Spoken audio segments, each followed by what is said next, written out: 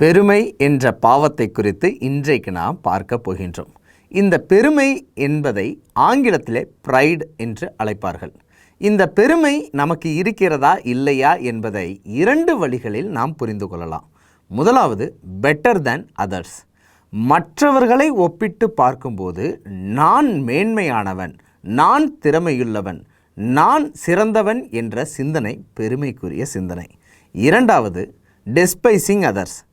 என்னை விட மற்றவர்கள் மிகவும் தரம் தாழ்ந்தவர்கள், மிகவும் தகுதியற்றவர்கள் என்ற சிந்தனை. இந்த இரண்டு சிந்தனையும் நமக்கு இருந்துச்சுன்னா நாம் பெருமையோடு இருக்கிறோம் என்று அர்த்தம்.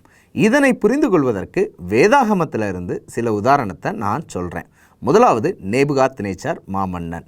இந்த நேபுகாத்நேச்சார் மாமன்னன் மற்ற எல்லா ராஜ்யங்களையும் காட்டிலும் என்னுடைய பாபிலோன் ராஜ்யம் மிகவும் சிறந்ததாய் இருக்கிறது என்று பெருமையோடு இருந்தார்.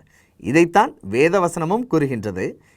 என் வல்லமையினால் என் மகிமை பிரதாபத்துக்கென்று நான் கட்டின மகா பாபிலோன் அல்லவா என்று நேபுகாத்நேச்சார் சொன்னதாக தானியேல் 4:30 வாசிக்கிறோம்.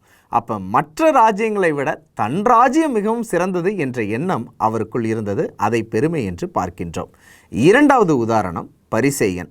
இந்த பரிசேயன் ஜெபிக்கும்போது மற்ற எல்லாரை காட்டிலும் தான் மிகவும் சிறந்தவன் என்று ஜெபிப்பதை பார்க்கலாம். மற்ற அநியாயக்காரர், திருடர், விபச்சாரக்காரர், மற்ற எல்லாரை காட்டிலும் தான் மேன்மையுள்ளவன் என்ற பெருமை அவருடைய இதயத்தில் இருந்ததை பார்க்கிறோம். அது மட்டுமல்ல, தன்னை விட மற்றவர்கள் தகுதியற்றவர்கள், தரம் தாழ்ந்தவர்கள் என்ற சிந்தனையும் இந்த பரிசேயனுக்கு இருந்ததை பார்க்கின்றோம். அதனாலே இப்படிப்பட்ட பெருமை நம்முடைய இதயத்தில் இருக்கலாகாது. நாம் பெருமை பேசினால் கிறிஸ்து இயேசுவின் தியாகத்தை குறித்த பெருமையை மட்டுமே பேச வேண்டும். கர்த்தருடைய வழிநடத்துதலை பற்றின பெருமையை பேச வேண்டுமே தவிர தன்னை பற்றி ஒருவனும் பெருமை பேசக்கூடாது. அதைத்தான் வேதமும் வலியுறுத்துகிறது. நிச்சயமாக இந்த தகவல் உங்களுக்கு பிரயோஜனமாக இருக்கும்னு நான் நம்புகிறேன். பகிர்வோம் இயேசுவை. என்றும் அன்புடன், லேமன் மினிஸ்ட்ரீஸ்.